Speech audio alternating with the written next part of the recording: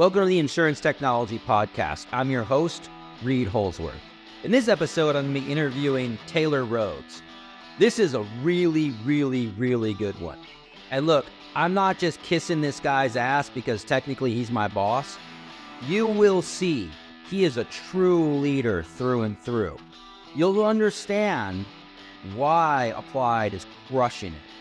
Now, we didn't prep for this, any of this. There's a lot of back and forth because him and I have been working together for quite some time. I'll also point out that he's the first that really didn't grow up in the industry. I've been wanting to interview Taylor for a while now. Now the timing's right. Everything that's come together over the last few years. We're going to get into Taylor's background, him as a leader, his time in the Marines. You really get to know him as a person. Stay tuned. You're gonna really love it.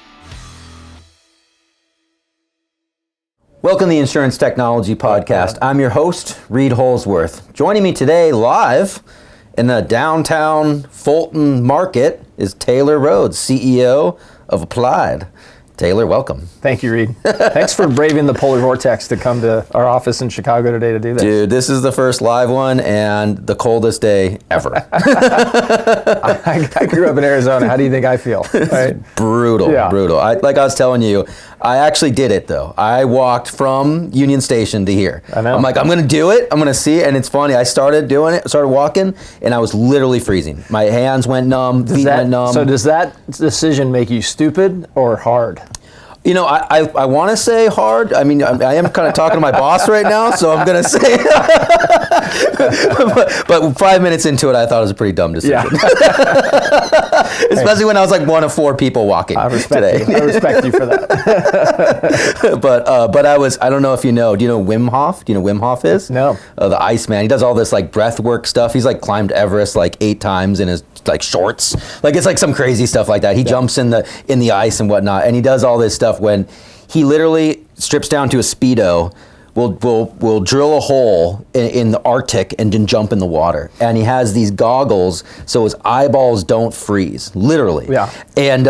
And so anyways, he does all this stuff about, you know, you just have to breathe through it. You just breathe through it. So I was breathing through it this morning. Wim Hof was on my mind. I think Wim Hof's mother didn't love him enough, and he's trying to prove something that I don't need to prove. That guy is, Wim Hof is badass. Yeah. You should, dude, Google Iceman. I will. Seriously. Yeah. I will never do it, but I will Google it. Yeah. But every time, I'm no joke, I keep his book on my phone. It's always on my phone when I've done a bunch of these big hikes and I'm out there like dying because it's so cold. Yeah. I read his stuff. I'm like, if this guy can do it, I think I can kind of do it. So anyways. I love it, Reid. That's the motivation. Anyways, well, welcome. Thank you. Welcome. Glad to be here with you. Yeah, man, it's a long time coming. So thank you for being here, and I'm excited to do this. So before we get into Applied, everything you've done, the history of Taylor Rhodes and all of your background, let's let the listeners and watchers get to know Taylor. Sure. What was your childhood like? Yeah, I grew up in Arizona, so it was kind of an interesting family. My mom's side of the family were cattle ranchers, and my dad's side of the family were lawyers and politicians. You put those together, okay? And I grew up in Phoenix area for the school year, and in the summers I'd go up to the Prescott, Arizona area and work on a cattle ranch. It was a no-joke old school cattle ranch, right? You know, lots of cattle, lots of horses, lots of other animals, a big garden, and it sounds romantic sitting here thinking, oh, the American West, you go to a ranch to work in the summer. Well, when you're a kid and you get sent to a ranch to work in the summer, it's kind of like going to a penal farm, right? All your friends are in Phoenix partying in the summer and doing whatever kids do, and I'm up there waking up at 5 o'clock in the morning, feeding the chickens and going and doing that kind of stuff. So the other people on the ranch just like heckling you all the time and messing with you? Yeah. Oh, totally. You were just cleaning up. And they were heckling me in like, you know, the sort of slang Spanish, right? So the one thing I learned as a young kid was how to speak all the bad words in Spanish. I didn't know this. So I could like cuss in Spanish with the best of them by the time I was probably 10. So that was a benefit of working on the ranch. Yeah. That's awesome. But you know, all my family's from Arizona, and that was actually, I make fun of it today, but I really think working on a ranch growing up as a kid and having a family that was agricultural, like there's always work to be done, right? Oh yeah. And it's hard work, and it's not like hey, it just goes away, you do it once, right? And those weeds will regrow themselves. That field needs to be irrigated again. That, fence needs to be, reposted and stuff. So there was just always something to do that was important. And like, that's hard work. So Absolutely. early on in your life, you learn how to work hard. Yeah. And you learn how to do the job the right way. That's awesome. That's awesome. Yeah. So tell us more. What did you want to be when you grew up, if you will? I wanted to be in insurance technology when I grew up. Yeah, right. I don't believe that one bit. It's funny. One of my best friends growing up as a kid, name was Scott, and we used to go out in the desert and play war, right? Yeah. As boys do. We'd have rock fights and play war. And both of us, as we were growing up, said we wanted to be Marines. And we both did. We grew up and we went in the Marine Corps. No kidding. And so when I was a kid, if you asked me what I wanted to do, I was always like, I'm going to be a Marine. And some of that influence, Wow. my grandfather was a big figure in my life, and he was a D-Day veteran, right? He landed on Omaha Beach on D-Day, and he ran the ranch, and he was a big figure in my life. So I think a lot of that influence, came from him. But it was funny, 8, 9, 10, 11, 12 years old. What do you want to be when you grow up? I want to be a Marine. And Wow. And you did Scott it. and I graduated from college, and we became Marines. That's awesome, man. Yeah. That's awesome. And that's as far as my young brain got on what I wanted to be when I grew up. I didn't know I wanted to be in insurance technology. Yeah. That's awesome. So talk to us about what was a difficult situation you had to overcome when you were a kid? Yeah, well, I mean, a lot of hard work, but that's on the good side. I think the toughest thing for me, my parents were divorced when I was, I think, 5 or 6. Oh, yeah. And, as a young kid, I remember that when my dad told me that, and while I didn't comprehend it, I knew it was bad. I knew it was going to be a big change. And I remember that very starkly. And then about 2 years later, my mom and my dad both remarried other people. So then we got introduced to a blended family and kind of had to make that adjustment. And that was just weird, for young kids. I think divorce is hard. Really hard. And that just sets your family on a totally different track. Some of it good, some of it bad. That was kind of a tough experience for me. My dad picked up and moved to Washington, D.C., and so this whole thing kind of estranged me from my dad at a young age. Yeah. That's hard to figure out Really when you're a young hard, kid, yeah. right? So that was tough. Yeah.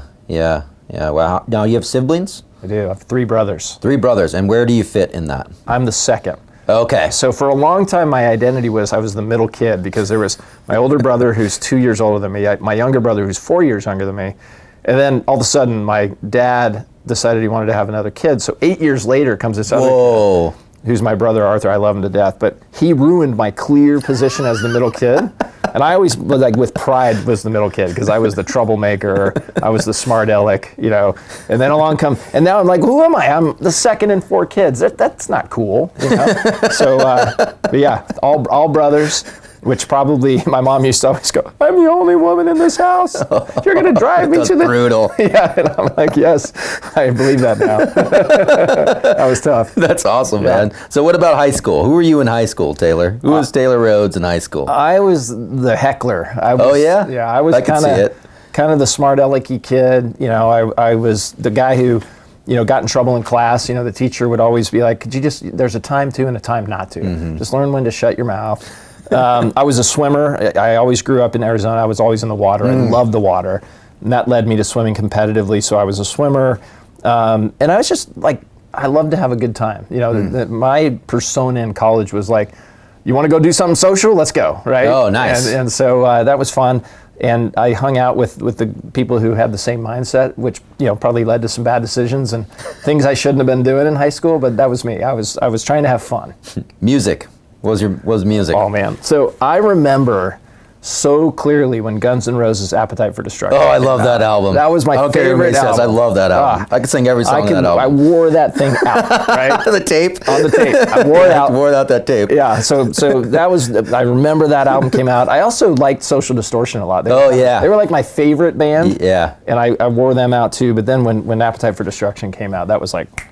So good. Yeah. So good. Yeah. Love it. I don't care what anybody says. Axl Rose, I man. know. A little bit of a controversial character, Yeah. But hey, the formative years, if you ask me who I listened to all the time, it was Guns N' Roses. That's awesome, man. Yeah. What was your car in high school? What'd you drive? I had an old beat-up Suburban. And it had passed through the brothers, right? So it was kind of, it had passed through Mom for a long time, and then it passed through my brother, and then it was mine. So by the time I got it, it was pretty well beaten up, but it was fun, man. Having a Suburban in high school and just, being able to take 12 people, Oh, cruising totally. around town. Oh, yeah. And there was very little bad that I could do to that car that mattered. And so, I beat it up more and then passed it down to my little brother, right? So, yeah, beater white Suburban. That's awesome. So then what? So what happened after high school?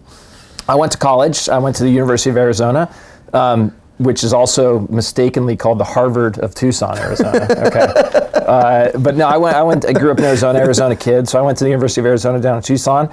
And look, I think that I learned some things in college. I actually did go to class. I actually studied. I actually got good grades. But I also had a lot of fun. I think that was a great social. It was sort of the cutting of the cord, being out on your own for the first time, totally. and just having a lot of fun. So and I forgot to ask, what was the first job you ever had?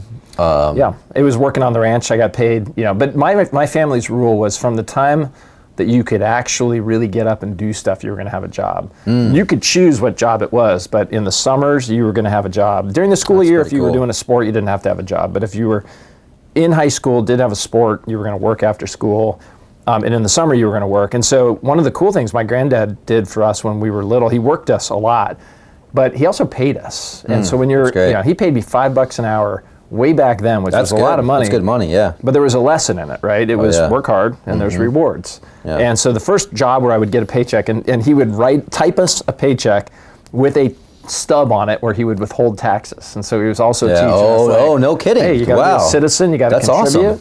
Awesome. And then, I had all sorts of different jobs during the summers or during the school years. When I wasn't swimming, I worked in a bank. I would sit in the back room of a bank back then when paper checks were still a thing.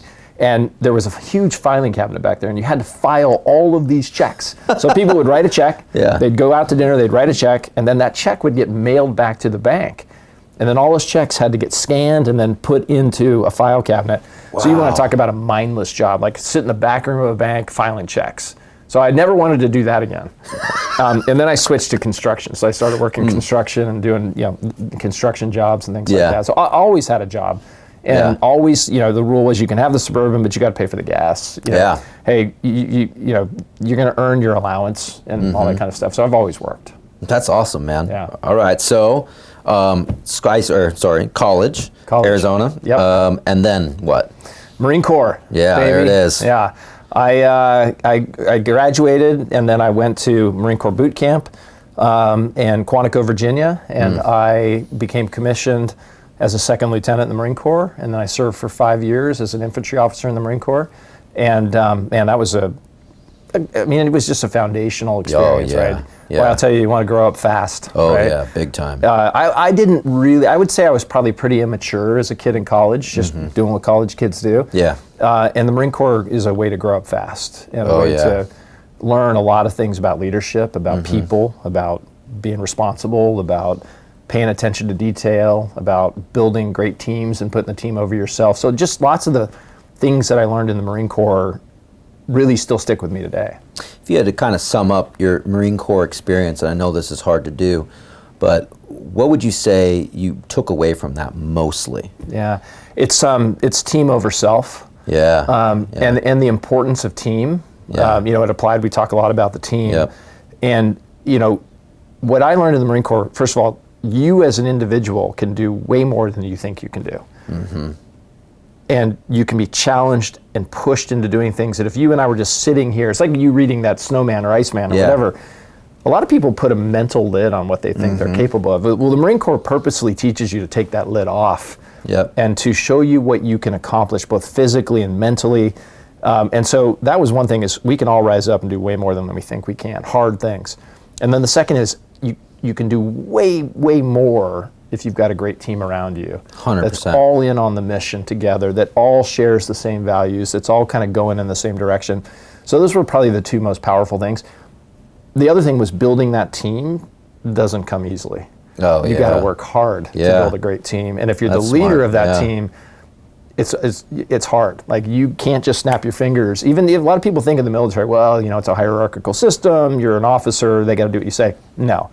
That's kind of like, there's a difference between following the letter of the law and the spirit of the law. And to really get people's buy-in, you have to earn their followership. And that's what I learned. In my first couple years in the Marines, honestly, I was a terrible lieutenant. I was immature. I thought they just had to do what I said because I said it. that didn't work out so good. So it takes you a little time to realize, like, man, these people aren't going to truly follow you just because they have to. If you want them to really rise up, if you want them to really give you their best, if you really want them to like become something better than they were when they got in your unit, you have to earn that followership. They have to believe you care about them. They have to believe that you are there to help them achieve what they want to achieve. You got to be competent and good because they don't want to follow an idiot. So you've got to work hard at your craft and become a better leader and a better Marine. And it takes a lot of work and intentionality to get people to follow you. And that was my first couple of years. I thought, well, they got to do what I say. That wasn't working out. And so then I had a couple of hard lessons and really had a couple of good mentors who taught me, hey man, here's how you become a leader. Here's how you earn followership. And the number one thing I took away from the Marines is everything's a people business, right? Yeah, totally. Recognize that a team or a unit or a company is just a bunch of human beings, and they all want to accomplish something, and you got to discover what that is and then help them accomplish that. And if you care for them and you challenge them and you push them and you help them rise up, then they'll follow you, and they'll follow you enthusiastically and voluntarily. That's so true. That's how you build a real team, build culture. You bet. Build warriors out of soldiers. That's it. Right? I mean, build a real team. Yeah. You know, it's all people business. Everyone's laughing. The Marine Corps is a people business? Of course it is. Yeah. Everything's a people business. Yeah, totally. You know? Every business is people business. That's awesome, man. Yeah. So what was your first real job, Taylor? Oh, you mean the Marines wasn't a real job? Well, outside of the Marines. Reid. You know what I mean. My first real job. You know what I mean. I got out of the Marine Corps and went to business school and got an MBA. Yeah. And I went to business school at the University of Chapel Hill, go Heels, and I accidentally found my way into tech. And what I mean by that was, in the Marines as an infantry guy in the 90s, I didn't even have the internet, okay? I didn't play with email until I was just getting out of the Marines. And so when I went to business school at UNC, it sits on the corner of the Research Triangle Park, right, in Raleigh-Durham, Chapel Hill, North Carolina. And there were companies back then in the early internet days built around kind of the Red Hat ecosystem. Red Hat was kind of a new thing back then. And I started just doing little externships with some of these companies that were building applications for the internet.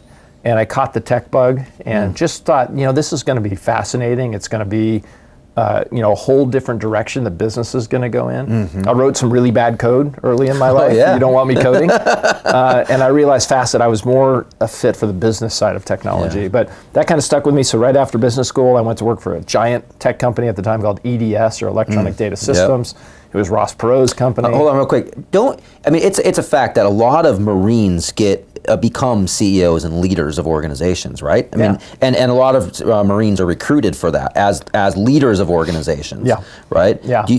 You fell into that, obviously. Well, you know, I think that there's a track record of Marines doing well in business because you bring a lot of the transferable skills. Yeah. You know, hey, are you a servant leader? Do you build good teams? Are you able to be disciplined and focused on, you know, things that matter, doing a great job, accomplishing the mission, being able to organize people around a mission and get the job done well. So I think a lot of those skills that you learn in the Marine Corps as an officer, and by the way, the Marine Corps is very entrepreneurial. A lot of people think it's, it's the military, but Marine Corps is the smallest branch.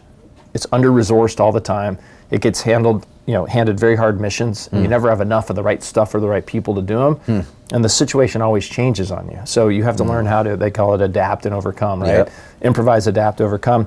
So a lot of the skills that you learn in the Marine Corps as an officer actually make you entrepreneurial and adaptable and flexible in the workplace, which I think helps you as well. Totally. So back to EDS. Sorry. Went to EDS, started out in their corporate development group and doing M&A and divestiture stuff. Oh, wow. And after a couple years of that, I was like, okay, that's cool. I learned a lot, but I want to get out into the guts of how technology works. So I left that group and went into our travel and transportation vertical. We were a large provider of airline applications. And so whether that was reservation systems or flight operating system or what have you. So going out and serving large entities like American Airlines, like US Airways, et cetera, that's high pressure, right? When the software or the infrastructure supporting it doesn't work for a major national global airline, you hear about it pretty fast. Oh, right? yeah, absolutely. And it impacts the world. And so learning how to stand and deliver in the context of a private company in a mission critical industry with complex technology was a great experience. It was super awesome to work with those type of people. And I learned more than I can probably explain in this podcast from that, 5 or 6 years at EDS. And it was a huge, just steep learning curve. And I kept getting, whether lucky or good, advanced probably well beyond my capabilities at the time. I had bosses who were willing to take a bet on me, and they'd show up and say, hey, you know what, you're not ready for this next thing, but we need somebody. We know you and we like you, and you've shown that you're willing to dive in and take risk, so let's go do this next one. And I always look back on those times. At first it's a big gulp. You're like, oh man, I have no idea how to do that. Why would I go do that? But I remember also saying, like, give it a try. And that willingness to trust a boss who says, I have your back, I'm not going to let you fail, and jump into a situation where you're truly in the deep end, that's the unlock to my career success. Because if I would have been more conservative, I would have missed those opportunities to learn and experience and develop my network and all that kind of fun stuff. So, some of the advice people always ask me is like, what would you tell us to do to have a great career with lots of opportunity? I'm like, man, be willing to take the risk. Right? If you're working with people you trust and they're willing to throw you in because they see something in you, take the risk. Right? Totally. You'll get beat up, you'll fail, you'll screw up, but you'll learn way more to the positive than the downside risk. So be willing to take the risk. Adapt and overcome, man. That's it. Learn. Get punched in the nose a whole bunch of times, and then, like, you and I always talk about here, like, you could make mistakes, but like, make original mistakes. Don't keep making the same one. Right, totally. Learn from them and move on. But God knows I've made a lot of mistakes. Taylor knows I've made a lot of mistakes. I personally haven't seen any. I don't know. All right, so then what, Taylor? Where did you go from there? So I got tired of working at a big company. We have, 250,000 employees or something like that at the time. Crazy. And even though you're doing really good work in a big company and you'll learn a ton, personally for me, I got frustrated with not really being able to see the full impact of what I was working so hard to do on such a big organization. So this little company at the time, early in cloud computing, called Rackspace, down in San Antonio. I've heard of that company before. I got introduced to the CEO at the time, one of the founders, and got hired. And he was looking for somebody who came from a large enterprise technology background. Because Rackspace was early in cloud computing and hosting and running data centers and providing compute storage and networking, just as the internet was really taking off. And things were breaking, right? They were growing super fast, but things were breaking. And they wanted somebody who had a bit more experience serving larger, more complex customers to come in and help set the foundation under the business and figure out systems and processes and how we hire better. How do we scale our talent as we're growing the business faster? So I can tell you that experience going from a giant company to a relatively small company was also super jarring. There were like times when I was like, man, I made the biggest mistake of my life. These guys don't even have a copier that works or a printer or something like that.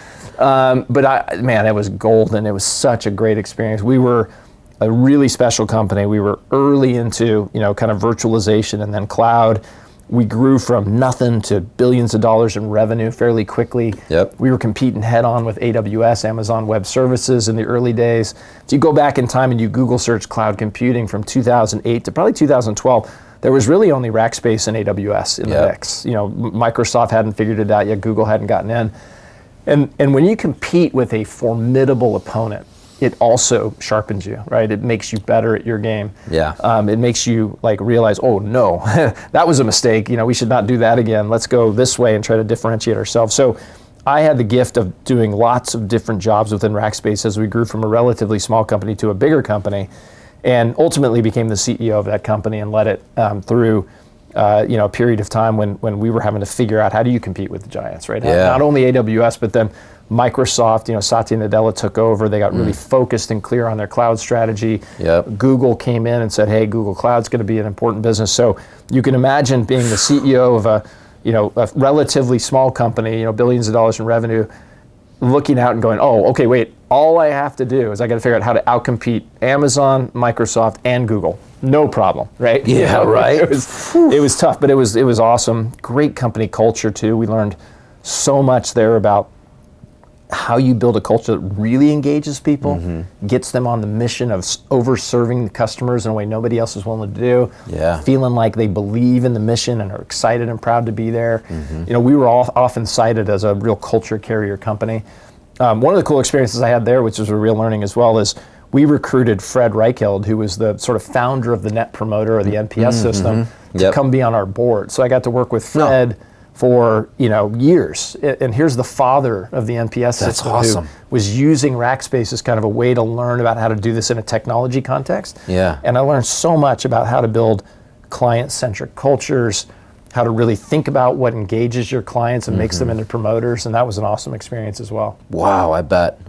Yeah, I bet that was just a rocket ship too. I mean, you guys even bought a mall, didn't you? Yeah. And you turned that into your offices? Yeah. How cool is that? Our founder is a guy named Graham Weston at Rackspace, and he was an awesome guy. Yeah. A little bit crazy. If Graham was sitting there with me, I'd go, you're a little bit crazy. But crazy in a good way, right? Yeah. He was an orthogonal thinker. He always saw things from another perspective. So we were growing so fast, we needed to find what our big office solution was going to be. And there was this defunct mall in San Antonio that had gotten shut down, and it was now gritty and grimy and had graffiti all over the outside. And Graham was like, we're going to buy that. We're going to work with the state. We're going to get a smoking deal. Yeah. And we're going to buy that mall, and we're going to turn it into the most original campus in the country. Wow. And we are all about culture and community and flow and team. And a mall's designed that way, right? It's designed to have places where you go, but then the flow and the food court and the commonality. And we all thought, Graham, you're freaking nuts, man. First of all, people are getting stabbed in that part of town. Nobody's going to go there. But his vision for this thing, if you want to look at it, you can go on YouTube and Google Rackspace Castle. We called it the Castle because it was called Windsor Park Mall, Windsor Castle. So if you ever want to check that out, go check it out. It's still out there on YouTube. Oh, yeah. Just Google Rackspace Castle and watch some of the videos. And his vision was astonishing, and it really was a hallmark of our quirky culture. Yeah. We used to have customers who they were just like, I just want to come and visit. I've heard so much about the castle. I want to come and visit. Yeah. It was awesome, man. It was great. Wow. I mean, I bet that was just so fun, so awesome, but super hard. Like you said, that must have been really, really tough. It was tough, but it was a PhD in everything. You go from a venture stage company we could go public in 2008, rocket ship, valuation as a public company, then get kind of discombobulated because we had to compete with the big guys, and then take it private, right? Because we needed to kind of get out of the public eye and refactor the strategy. So, as a young guy, I got to participate in all those different stages and be kind of close to the decisions and what are the good decisions, what are the bad decisions. That was a gift. It was a gift. It wasn't easy. There were some nights, honestly, I remember, talking about hard things. I would sit in bed with my wife before we'd fall asleep, and I'd lean back against the headboard, and I would look at her and I'd say, not being melodramatic at all, hey, I don't know if I'm going to wake up tomorrow. I am super stressed. And I feel like I'm just in over my head. Yeah. Wow. And those are just, formative times in your life. And you got to make sure you have good mentors around you. You got to make sure you have other leaders who you can go to and say, man, I don't know what to do in this situation. What would you do? Yeah. And you have to learn the humility of just understanding and accepting you don't know everything, and that's okay. As long as you have good advisors around you and you're seeking help and answers from others, it's okay. Right? Be humble. Yeah. And learn from your mistakes and move on. That's awesome, man. That's crazy. Really awesome. So what happened after Rackspace? Sorry. After 11 years at Rackspace, I looked myself in the mirror literally one morning. I wasn't planning on leaving. I said, man, you don't have any more good ideas for this company. You need to make way for someone who has fresh vision, fresh legs, fresh energy, and you need to step aside. And there's a book, I stole this quote, and I can't remember the author, but it was a great quote. It said, sometimes the last act of leading is leaving. Knowing when it's time for you, that's great, where you're not the right leader anymore, to step aside and make room for somebody who views this as their highest and best opportunity, who's going to bring that energy, that excitement. And so I had to sort of look myself in the mirror and say, hey, it's time. And so I didn't know what I wanted to do after that. I had some thoughts. I knew I didn't want to be in infrastructure as a service anymore, IS. Yeah. Look, we built that industry. I mean, we were early in it. 100%. I had this sort of thought I wanted to go up to the SaaS layer, the software layer, to learn some different things. And along came, an opportunity to join a vertical software company here in Chicago at the time called SMS Assist. It was focused on the real estate facilities management space. I know, super sexy. Yeah, it's awesome. But in all reality, you think about these really big industries. Real estate is the world's largest asset class, right? It's everywhere. And the process of getting something fixed in a building or maintained in a building is opaque, full of cheating. inefficient, often not done well, and it's very costly for the real estate owners, whether that's somebody who owns corporate real estate or if you're in a rental home or what have you. And so this company had sort of discovered this massive industry with a big problem, and building a technology platform that allowed opportunity to understand what a job should cost and which zip code, unite that job with the right service provider. And so joined that company and spent a few years there, helped them grow a lot, helped them get to a point where the company transitioned into a different stage. But then I also, no disrespect to that company at all, I learned a lot there, but I realized that wasn't a mission that was too exciting to me. At Rackspace, I used to get yelled at by the CTO of major technology companies. At SMS, I'd get yelled at by a regional facilities manager from Chili's. Because the guy didn't show up to fix the oven on time, okay? And I was like, man, that is a job for somebody, but not for me. And so, I have to be excited about what I'm doing every day. Yeah. So while we learned a lot, and we actually built a really strong software platform, I got to learn a ton about software in the cloud. It made me a better product leader. I just realized the mission wasn't for me. And so it was time to, again, recognize that and step aside and let somebody who loved that mission take it over. So then... Along came Applied. There it is. Yeah. Applied Systems. Yeah, this is my third company in a long career, 20 plus years. Wow, yeah, that's right. Yeah. That's awesome, man. I don't jump around. I tend to want to find, that sort of middle stint at SMS was the shortest I've ever worked anywhere. Yeah. But now, 5 years in here at Applied, I tend to want to find something that I can put my heart into, that intrigues me, that I believe is a worthy mission, where I can build a great team and work with people I want. And then, as long as I'm learning and we're continuing to do great things on the way, I want to be here. So along came Applied, and at first, like everybody, no offense, but I was like, insurance? I don't know anything about insurance at all. I don't know anything about insurance technology. But as I started studying the space, it was interesting. First of all, insurance is ubiquitous, right? It's in everyone's lives. Whether you think about it or not, you can't do anything without insurance. You can't buy a car, you can't buy a home, you can't start a small business, you can't get a loan. Yeah. And so I started thinking, wow, it does touch everyone's lives. And as I started doing my homework on the company and the industry, I started talking to a lot of people in the insurance agency and broker space, and just finding out that, man, insurance is an underserved industry in terms of technology capability. It's just behind. A lot of the way that they would describe the systems and tools they had to work with was man, and then we have to enter all this data again, and then we got to email a form off somewhere, and then we got to wait for a long time to get an answer back. And in the meantime, our customers, our clients, our end insured are having wonderful digital experiences outside of the insurance industry, and then they come back and they're like, why do yours suck so bad? And I just felt this sort of notion, at Rackspace and at SMS, I got a chance to play a role in digital transformation for other industries. And I thought, that's the transferable knowledge here. I think I can bring expertise to this industry about digital transformation. How do you enable better business models through the use of technology? And I thought, that's what I can bring. I'll have to learn a lot about insurance, but Applied had so many people who were deep in insurance, and I felt okay, I can learn from those folks. What I can bring is this experience thinking about better business models enabled through technology. And I signed up. Here you are. Here I am. They haven't fired me yet. How long have you been here at Applied now? Almost 5 years. Jeez, that's why it's been it's going fast. Oh my God. Yeah, same, I guess. Crazy. That's wild. Yeah, you got here right before me. Right before you, yeah. Yeah, I remember when we first had lunch together. I first met you. I'll never forget that. I thought, oh man, this guy's a pirate. You still say that.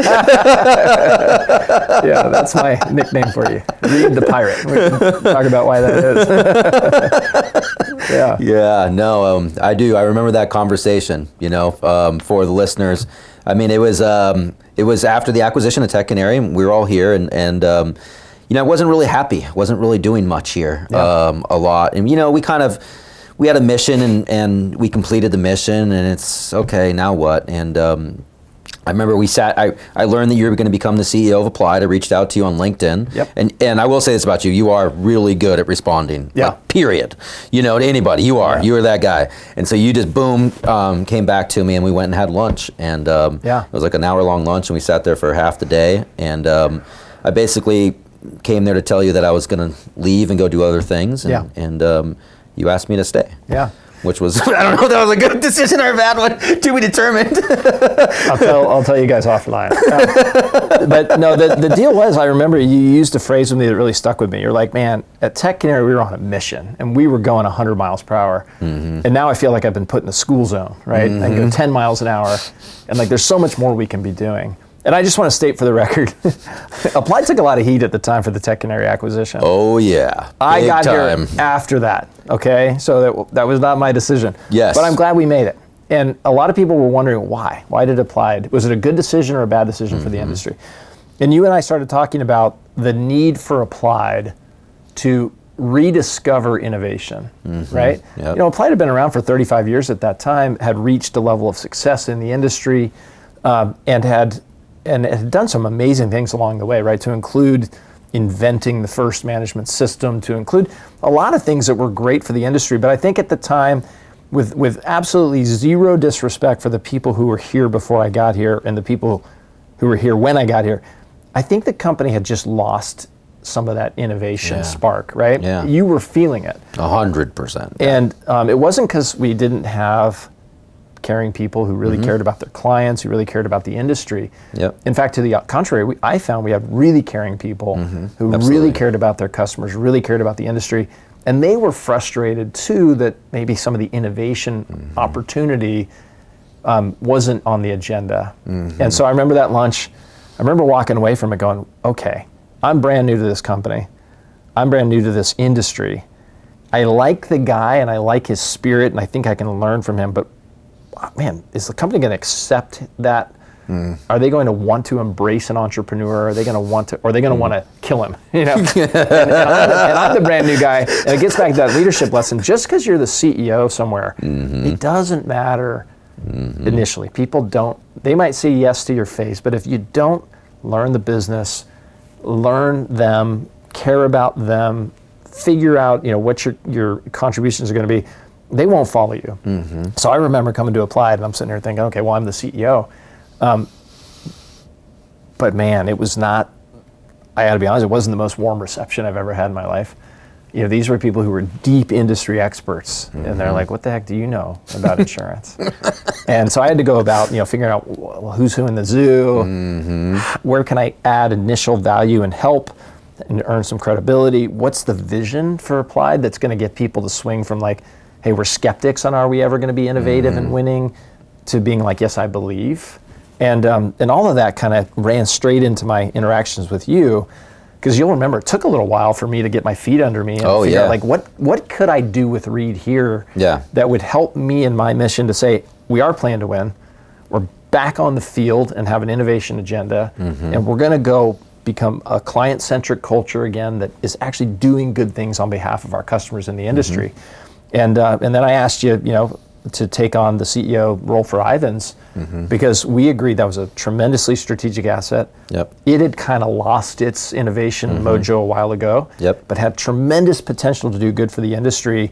And I said, the reason I call you a pirate, right? Remember I told you entrepreneurs are special people because they always see something that is wrong and they have the courage to go do something about it and make it better. And, you know, my pirate analogy there is you were out, you know, sailing your ship around and boarding and burning, you know, the boats in the industry that needed to be burned. And that's what entrepreneurs do, right? They're dissatisfied with the status quo. And so, anyway, let me pause there. But that, like when I first got here, I thought this company needs to believe again that we will innovate, we will experiment, we will introduce new things, we will go take risk to do good things for our clients. We will become a place where you actually can be excited about the work you do. And that was what I saw when I walked in. I'm like, okay, that's a big mission, but let's go for it. Take it a step at a time. It was, and you know, you asked me, you said, when you asked me to stay, you didn't say, hey, I want you to stay. You said, just give me 6 months. Yeah, give me 6 months. Give me some time. And I said, okay. You know, it might not even that, 90 days or something. Just like, you know, let's see. More like 6 months. Yeah, it's probably 6 months, whatever. And but anyways, and it was tough. It was tough. It was tough for, you know, a couple of years, I'd say, right? It was First a tough couple of years. transition. Yeah. You know, the company had been so successfully led by Reid French, my predecessor. Yep. And Reid was an amazing CEO for Applied, did a lot of wonderful things for the company. But his style and my style couldn't probably be more different. Yeah. And so the company wasn't necessarily directly ready for me in my style. Right. And it just took work. It took work to get people bought in. It took work to get people, and you had to change some of the team as well, right? And just, and because some people like to play for a certain coach, and that's their coach, and they're comfortable in that coach's system, they can be wildly successful. Then a new coach comes along with a different system, and some people are honest enough to say, hey, you know what, thanks a lot. This isn't my system. I'd like to leave. And so we also had to do a lot of building and bringing people into the company who came from non-insurance backgrounds, but very relevant technology and services backgrounds.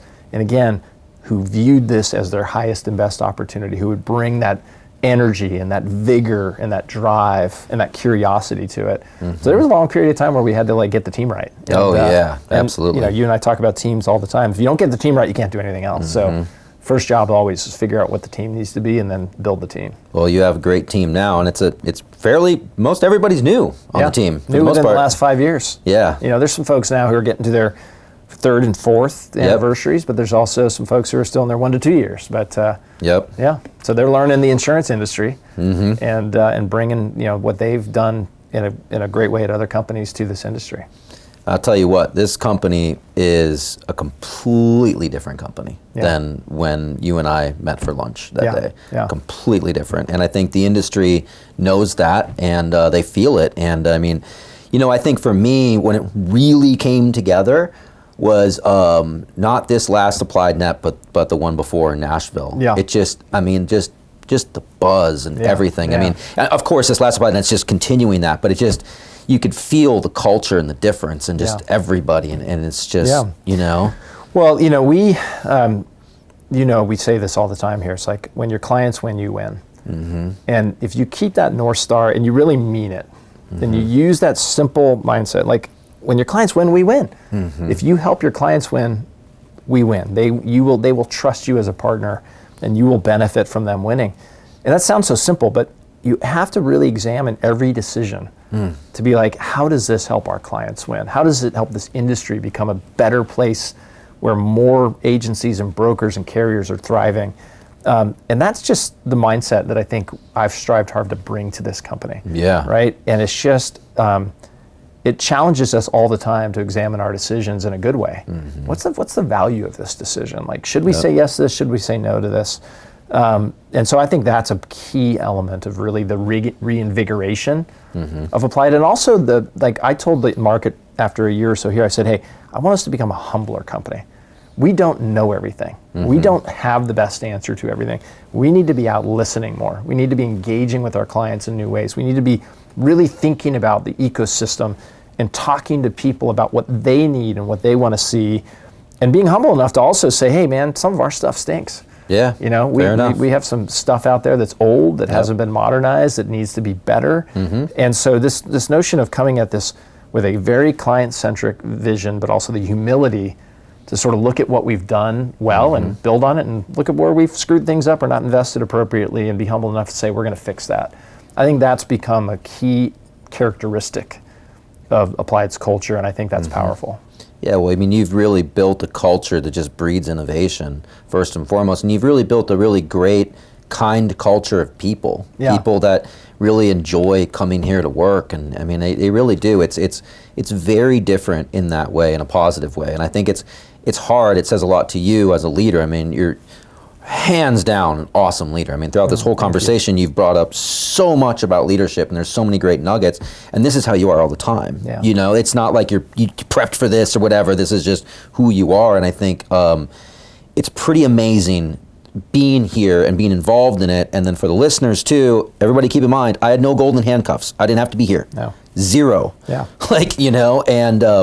And so I'm here because I enjoy it. Yeah. And everybody's here because they enjoy it. And even when we acquire companies, the handcuffs are not really there. No. And, that's one of the things that I'm really proud of is we have made, 8 or 9 acquisitions since I've been here. Yep. And of those entrepreneurial founders, all but one of them, all but the leaders and founders of those companies, except for one company, are still here. Yeah. And like you said, they're not handcuffed. And what we said to them when we were thinking about buying the company is, we are trying to be humble enough to invite you in as an entrepreneur and criticize us. and help us understand what you saw from outside Applied that were our vulnerabilities or our opportunities that we weren't seeing. And we want you to come here and play on a bigger stage. We want you to come here and bring 100%. that critical view, that entrepreneurial spirit, that walking in our clients' shoes, because so many of them come from the industry.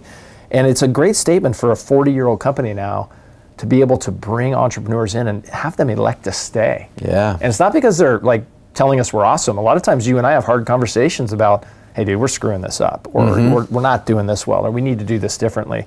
But I think it's a hallmark of our cultural shift and our mindset toward innovation and humility when you can bring entrepreneurs like that in and have them 100%. elect to stay. Yep. And look at all of them progress and be in bigger roles and having awesome. more influence than they had when they got here. It's so good. And, I talk to so many startups all the time, and they know it, they see it.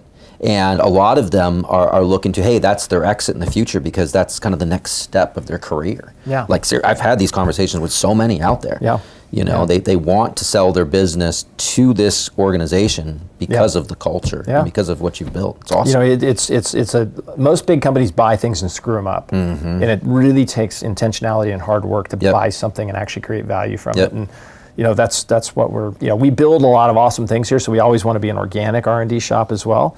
But when you find that right opportunity to buy something where either the talent augments your capabilities, the product accelerates your roadmap, and you can put it into the rest of the suite and bring it to clients. I mean, buying things isn't always the answer. Yeah. But if you're smart about what you buy and then you're good at integrating and actually making those founders and those people feel like made at home, you can create real value through that. Well, I mean, Applied, and I'm just saying this because I'm involved in it, is very, very smart about the acquisitions that we make. We're not just buying stuff to buy stuff either. And a big part of it is that culture. We've looked at businesses, and I've been involved in this, where great product, good leadership team, but the business was a mess. Yeah. And in order to buy that, we would have to let go a lot of people. And although we could have bought that, we could have done that, we said, we're not doing that. Yeah, No, it's just not. No, I mean, we say no to 10 times more than we say yes, maybe even 20 times more, as you know. But, I think also importantly for Applied, though, when I first got here, remember that sort of, I had to convince people we were ready to play to win again. Yeah. And that we had the right backing from our investors to play to win. And one of the first decisions we made, I was only 6 months into the company, is we said, look, at the time, Indio was doing very well in the market as kind of one of the top InsurtechPod properties out there because they were solving real problems in the commercial line space. And we said, look, we think Indio will be better. It will be better together if it's a part of the overall agency management ecosystem we have here. In our ability to invest behind it, in our ability to put it into the right distribution model. And we went and reached for it, right? We didn't pay a cheap price for Indio. At the time, valuations were different than they are today, but that was a risk, and I'm so thankful at the time the board, I was brand new to our board and our investors, and they chose to back that decision with a lot of diligence behind it, but they chose to back that because they understood the power of the message, both internally to Team Applied as well as to the market. Hey, we are here to play to win. We're here to innovate. We're here to take risk on behalf of our clients. And that was a spark, right? That I remember talking to a lot of our team after that. They're like, wow, we never expected Applied to do something like that. And I remember that decision, and that was a sweaty decision as well because I'm the brand new guy. I'm like, well, what if this is the wrong decision? But it turned out to be the right one. Yeah, and it turned out absolutely. to be the spark that I think set us on this tempo and this momentum of getting back into a leadership role. Yeah, well, I mean, you're doing it, man. I mean, the business is crushing it. I mean, you're taking down bigger and bigger customers. I mean, it's just insane. Well, I think it's because we're focused on client value. I mean, honestly, it's not because they don't have other choices. It's because I hope what they see in us is we're not perfect. We still have a lot of work to do on our product portfolio. We're modernizing technology that's now 20 years old. We have gaps. So they're not seeing us as like the perfect. They're seeing us as an honest, caring, humble partner who will do what we say we will do for them. And continue to deliver better solutions for them. So I think the ultimate compliment in the market is when somebody chooses to come to you from somewhere else, and when your current clients choose to stay and buy more things from you over time. And that's humbling. That's a lot of responsibility. We know that the trust that our clients put in us is not trivial. And so it's just that being that humble to say again, man, I got to earn that every day. I got to build a team and a company and a culture that can earn that every day and not be perfect, but be getting better along the way. Yeah. Well, so let's talk a little bit about the technology. A lot of people would say, and this is a touchy subject, but a lot of people say, oh, it takes so long and blah, blah, blah, blah, blah, blah, blah. Talk a little bit about that. Just the transformation. I would say that there's been a few transformations here. There's the applied transformation, the culture and everything you've done there. Yeah. But then there's also epic transformation. You bet. So talk a little bit about that. Yeah. Well, technology is a funny thing, right? It's complex, and the older it gets, the more tech debt you pile up over time. What is tech debt? Tech debt is suboptimal decisions that are made along the way to do something you have to do, but you'll pay the price for it later on, right? It's like credit card debt, right? I want that pair of shoes. I don't have the cash now, so I'm going to put it on that credit card, but I know I'm going to have to pay interest on that debt later on down the road. Technology is the same way. And one of the things that was very daunting for me as I was doing my initial diligence from outside Applied, and quite frankly, one of the reasons I almost didn't take the job was there was a lot of tech debt here. And this industry has a lot of tech debt because we're operating off of, sometimes on the carrier side, 40-year-old systems. Oh, yeah. Same on the agency side. There is a lot of technology that was built in the late 90s, early 2000s up to 2010, pre-cloud, really modern internet architecture. And over time, those systems have been built on. And that tech debt piles up, and the complexity then of unraveling and paying off the tech debt. So, 4 years ago, we set out here to say, look, one of the fundamental missions, if we're going to become more valuable for our clients, if we can become more innovative, we got to pay that tech debt off. And a lot of that's just hard, strap the tool belt on, go bring your pick and your shovel to work. And your clients can't appreciate it and see it for a while because it takes a long time to chip away and to rebuild things and re-architect and re-platform. And we've made a ton of progress over the last few years, but we still have more to go. We're at a stage now where we are hiring many, many, many smart software developers this year because we're finally at the point where we have taken care of a lot of that tech debt, where they can start to work in new modern environments and accelerate our pace of R&D and deliver more value to our clients. I was really proud, at our last Applied Net in Vegas in October, we were able to unveil some real value adds inside of Epic and inside of EasyLinks that came because of all the work we've done on transforming the technology.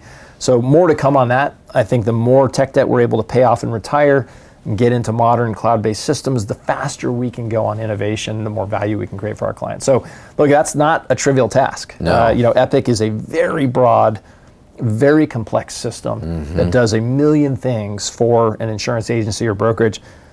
Rebuilding all of that is hard work. And Absolutely. I totally empathize with our clients. I get awesome emails from some great clients whose names I won't share here because I didn't ask for permission, but they're like, why don't you go faster? Why? Yeah. But they're awesome people. They're giving us good feedback.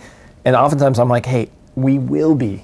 And frankly, if you look back 24 months, we are. We're just not where you want us to be yet, but we will be because we are fully committed to that and investing a ton of money into doing it. No, it's the same, on the Ivan side, we had to do the same thing. And just now, a few years later, we're able to start to build really cool stuff. Yeah. When you took on Ivan's, right, it was early 2000s, maybe late 90s technology, right? Oh, yeah. Yeah. And had not been invested in, right? No, dusty.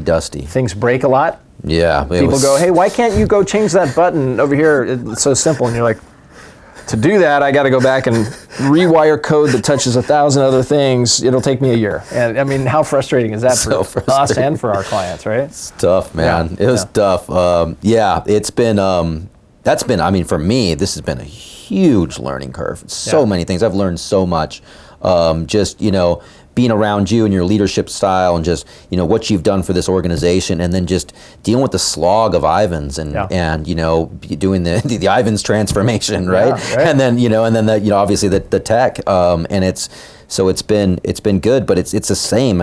All this stuff is really coming together. Yeah. And so, it's amazing. You had the courage and the foresight as a leader to go do the transformation on the technology side. And now on the Ivan side, look, Ivan's in the market when I first got here was like, I don't know, man, it's AL3 technology from the 80s. That's good for one thing only, and that's like shipping changes to a policy, one way down to the carrier or down to the agency. And you had a vision for it to become something so much more. And the Ivans distribution platform, creating not only connectivity but value add in other ways. And you had to go through, like, you had to bite your impatience back a little bit. Yeah, I got to go big rebuild time. a lot of the tech first. Yep. So good leadership, and I think you've got Ivans now in a place where it is a much better asset for the industry and has so much future potential for the industry. So much. So what does the future look like, Taylor? Next few years? Predicting the future is a fool's game, Reid. If I could predict the future, I would go to Vegas, and I wouldn't be talking to you. Look, I mean, I think you could start big. I mean, the world's a fraught place right now, right? The world, I have kids who are now, in their early 20s and late teens, and I watch my kids and how stressed out they are about this world, and there's so much uncertainty. You've got the war in Europe now, war in the Middle East, you've got tensions with Russia and China, you've got climate change, you've got, no matter what side of the spectrum of the aisle you're on, the climate is changing. Okay? Yeah, right. And you've got cyber threats, you've got, is the U.S. economy going to work for, the next generation? So, I think the world's a very uncertain and stressful place. And so that has impact on business, right? In our industry, it both is a blessing and a curse. We've seen the insurers have to pull back from key markets like Florida and California due to climate change risk. We've seen the birth, on the other hand, opportunity of new lines like cyber that, that are opportunities for us to serve our industry better and protect our clients in new ways. We have a U.S. election coming up this year that's going to be a pretty interesting one. Trump won very handily in Iowa, the Iowa caucuses last night. So you've got this sort of, I'll put my personal editorial out that we, as the greatest democracy in the world, are putting the choice of Joe Biden versus Donald Trump. And I personally just wish we had better choices. Yeah. I mean, I don't say that to be a smartass at all. Where's the leadership in this world? That's right. Where are our statesmen and women who are bringing a bold vision and inspiring a nation and bringing us along? And that's frustrating to watch the lack of leadership and how broken our government is, especially at a time when global risk is increasing. So, what's the future? I generally tend to be an optimistic person, even though everything I just said would tell you I'm a pessimist. I am optimistic because I think humans generally have the spark of the divine in them and are created to do great things. And when you give them the opportunity within the right culture, they'll rise up and they'll do the great things. And so for Applied, that means we want to be a place in this crazy world that is a safe harbor for our folks, where if they're willing to be, bring their smarts and a good attitude and hard work and a determination to be a good teammate, they're going to do great here. And in return, creating that cultural opportunity for them, it will convert to them wanting to serve our clients better. And so for me, that's in this crazy world, I go, hey, what difference can I make? Well, I think I can make a difference for 3,000 plus people, serving hundreds of thousands of people and users and thousands of agencies and carriers out there. I think we can make a difference by becoming a place that is even better at engaging people who want to do awesome things and deliver value. And that's my little way to add value in this world. That's awesome, man. If you could change one thing in insurance, Taylor, what would you change? We talk a lot about the chicken and egg problem. Right? Yeah, I knew you were going to say that. Yeah. I knew you were going to say that. Look, I mean, it's an interesting industry because it does work in two parts, right? There's the people who make insurance and there's the people who distribute insurance. Yep. And when I first got here, one of the things I had to learn about this industry is that's a complex setup. And I would, go and visit large agency customers and they'd say, we want this from the carriers, and you guys are the ones who can build the technology and the connected workflows that do that. And I say, man, that sounds awesome. Let me go talk to the carriers. And the carriers go, well, I don't want to spend money building that until I see the agency demand. And we'd go back to the agency and go, they don't want to build it yet. So will you tell them, no, I'm not willing to train my people on that until it's a full service product, so the carrier's got to move first. And I'd be like, do you hear what you're saying, people? But I get it, right? Change is hard and it can be costly. But that's the chicken and egg problem. We need to see this industry become more focused on becoming a modern online industry where things like digital e-trading, which is better for the end client, can speed things up, take cost out of both the agency and the broker side of the market, enable them to make decisions faster, win more business, renew more business. that takes connectivity, and it takes the full, what we call the digital round trip of insurance. And if I do one thing in this industry, I'm going to keep pounding on that rock until it cracks, because I think that's a better insurance experience for everybody in the industry. It's getting there though, man. We're seeing it. We're starting to see it. Yeah. We are. I think that the carriers and the agencies and us and technology companies are starting to come together. Yeah. And they're all coming together. Agencies are talking to agencies, carriers are talking to carriers. Yeah. For the betterment of the industry. So it's starting to happen. I think it's and that's our mission here, is how do we make this industry better for everyone who interacts with it through intelligent use of tech. Yeah. All right, Taylor, let's talk about leadership. We've talked a lot about leadership. Man, you've put out some really good nuggets throughout this, but sure. What does being a leader mean to you? It's sort of changed throughout my career, right? I think you get wiser. You better get wiser over time. But today, if I had to say, like, being a leader is, I think when I die, I'd love for people to say, man, he was great at creating jobs, and jobs that people wanted to be in, that paid them well, that gave them the chance to advance their own personal agendas, whether that's buying a house, putting a kid through college, or whatever it is. And so in some ways, I view my role as helping other people be successful. And then I think it's my job as a leader to be courageous. Look, the world's not a simple place, and answers aren't always obvious. So you got to do as much diligence as you can, but at some point you got to make a decision and go. So having the courage as a leader to plot a course, to make decisions, and to get an organization moving in a particular direction takes courage. Yeah. And then I think the last part of what I want to be remembered for is being a true servant leader. I feel like my job here is to, I'm on the org chart, I'm pure overhead unless I'm enabling other people to do their jobs better. That can be building an awesome team. That can be making resources available behind the priority decisions that we make. That can be communicating effectively so that people here understand where we're going, why we're going there, have the context of what it means for them, so they can do a good job in that mission. I view my job as a leader here is to be a servant in order to make all the people here more effective. That's awesome, man. At what point in your career, it doesn't even have to be career, just life, did you realize that you're a leader? Because you refer to yourself as a leader. And I say this, I've said this on other podcasts, but like for me, it took a while. Like you just kind of, for me, I'll just share my story. I just kind of did my thing, and I was doing my thing. And then and one day it just like hit me like, and it's not that I didn't know that people depended on all this stuff, but like, I'm actually truly a leader. Right. You're truly a leader. So. Yeah. People always say, are they born or are they made? I think it's a little bit of a mix. Growing up as a kid in my teen years, I always had this natural ability to get people to want to be with me. I think I was born with a good sense of humor. I had some level of, I guess, charisma, which attracted people to me. I didn't try to purposefully develop that. So maybe that was just an innate part of me. But I wouldn't have called that leadership at the time. I also, because, I mentioned earlier in the podcast, my parents were divorced early. That was a hard thing. I also suffered from insecurity as a kid, growing up a little bit, because that kind of screws you up a little bit, when your dad leaves you. And, and so I think I used that talent when I was a teenager in my early 20s to kind of mask some of my insecurity. So it didn't become clear to me that I had real, what I would call leadership traits and capabilities until like the third and fourth and fifth year that I was in the Marines. Because I was insecure, I didn't recognize myself as a leader. I wouldn't have given myself that credit. Yep, exactly. But then I started getting good at it. And I could step back a little bit. And I had other leaders in my life who were mentors to me who were recognizing that in me and kind of reinforcing that in me and encouraging me down the path of leadership. And so it was sort of a process for me, but I would say it was maybe my last couple of years in the Marine Corps where things started clicking, and I was like, you know what, I do have some strong leadership capabilities and skills.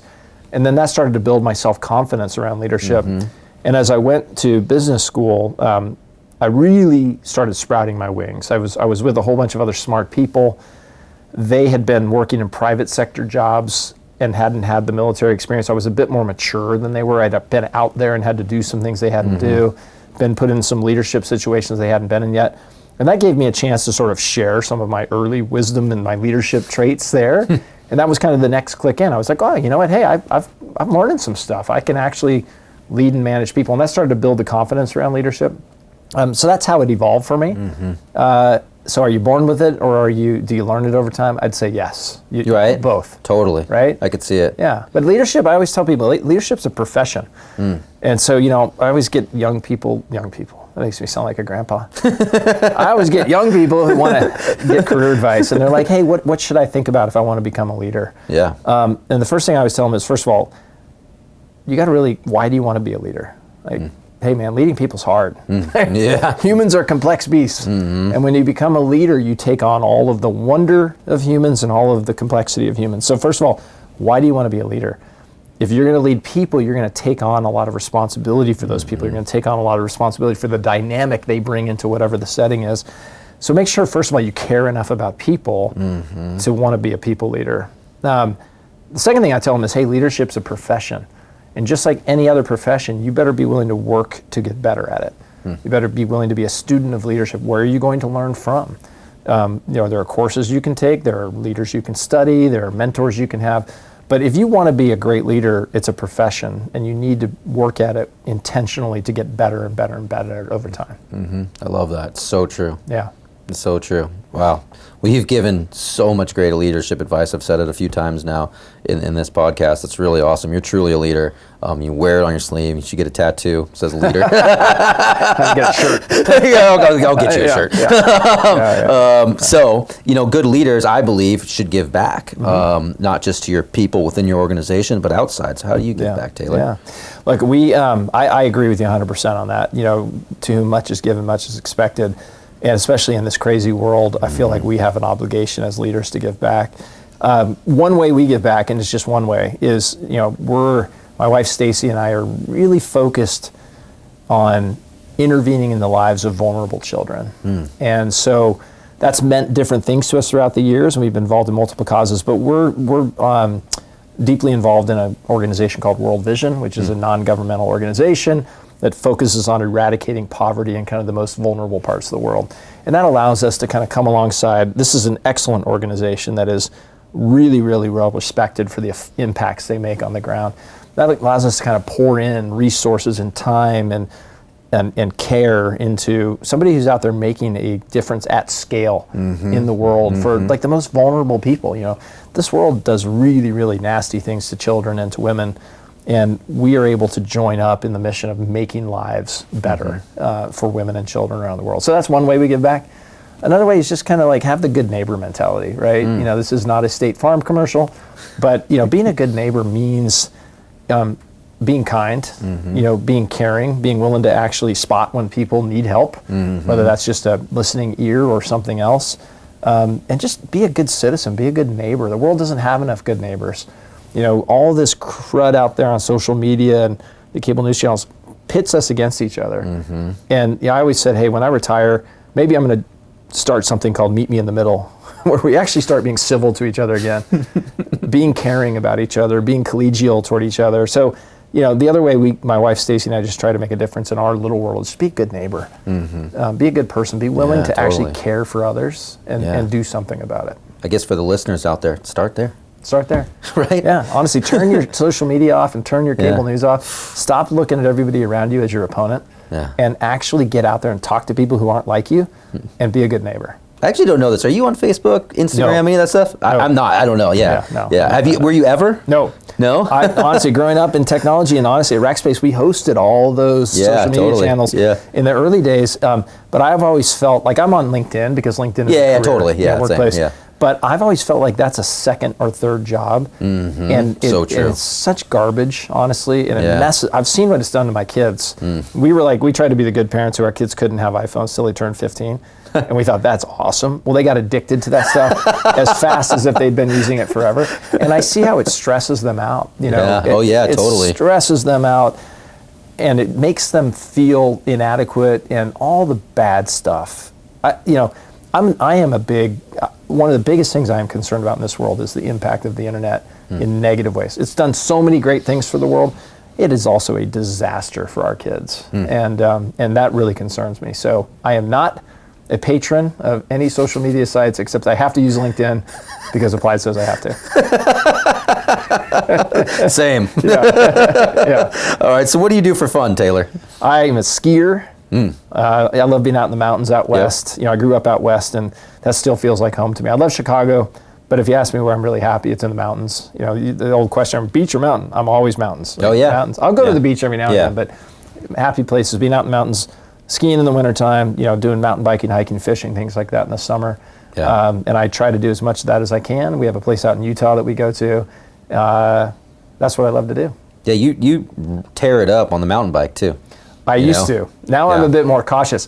My 52-year-old Taylor really doesn't want to deal with a skull fracture or another broken collarbone or anything like that. So I found that I use the brakes consistently and significantly more now on the downhills than I used to. Because I'm like envisioning myself, I'm like, I don't really need that in my life right now. But that's badass. People that know what you do, that's pretty badass. It's fun. Yeah, it's that's fun. cool, man. Yeah, and I that's just, if you wanted to transport me to a place where I'm just always going to feel energized with a smile on my face, I'd like to just be out in nature and look at beautiful mountains and be able to do stuff out there. I'm not saying this here. You are actually a real outdoorsman. Yeah, like a lot of people say they do. You are. Yeah, you are. Makes me happy. So are you. Yeah, thank you. When we first met, you were like, yeah, man, I'm going to climb these mountains. And I'm going to be gone for like 15 days doing it. So I was like, all right, I like it. Yeah. Hey, we climbed a waterfall together not that long ago. We did. You're right. Oh my gosh. At night. That's for another edition of this podcast. Story for another day. Yeah. All right. If you had unlimited time, what would you do? I'd probably get into education, not as a teacher, but I think our public school systems are broken, and I would want to start to invest my time and my resources with like-minded people who wanted to build a really effective alternative to the public school system. And I'm not talking about high-priced private education, but maybe the charter vehicle, some other way where you could actually really educate kids on the things they actually really need to learn to be effective in this world, in an environment that also focuses on their character and their confidence and building them up over time. That's probably what I would do. That's awesome, man. Yeah, and we're screwing our kids up in this country. We got to stop it. Yeah, no, that's good. Yeah, I'm totally with you, man. I got a bunch of little ones, and it's not great. Yeah. What is your drink of choice? Last question. Ooh. I'll probably opt for a really good IPA. That's what I would have guessed. Yeah. I love craft beer, and there's so many different varieties out there now. I think a few years ago, you shipped me at Christmas time a big box of different IPAs. I love that stuff. So anyway, if I had to sit down probably on the spot, I'd say, let's get into a new IPA I've never tried before and try a different craft beer from some part of the country. Yeah. That's awesome, man. Well, hey, thanks again, Taylor, for doing this. Yeah, this was thank awesome, you, Reid. man. This is really good. It's a pleasure. Yeah, thank you. Yeah. Taylor Rhodes, folks. Man, well, this episode was special. This one was very different. It was different for me in that I've lived this. I've been a part of this for the last few years, and this has been a big part of my life. I think it really gave a view into what's really going on at Applied. People can really see that. And it's funny, we kind of take it for granted because we live it every day. But for people to really understand and get in Taylor's head and really get to understand him as a person, the guy is a true leader, real leader, and a good leader, not a bad one.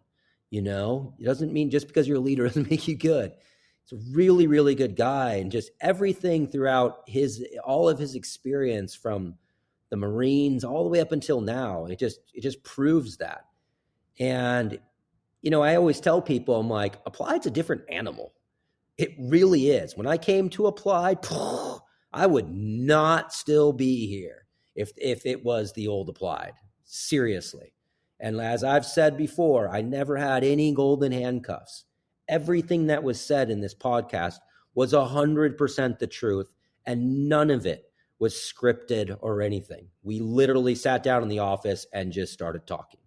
So it goes to show you what type of company culture a person like Taylor can build. It's amazing. It really has been amazing. And I think for me, it was a lot of reflection on that after this and listening to this.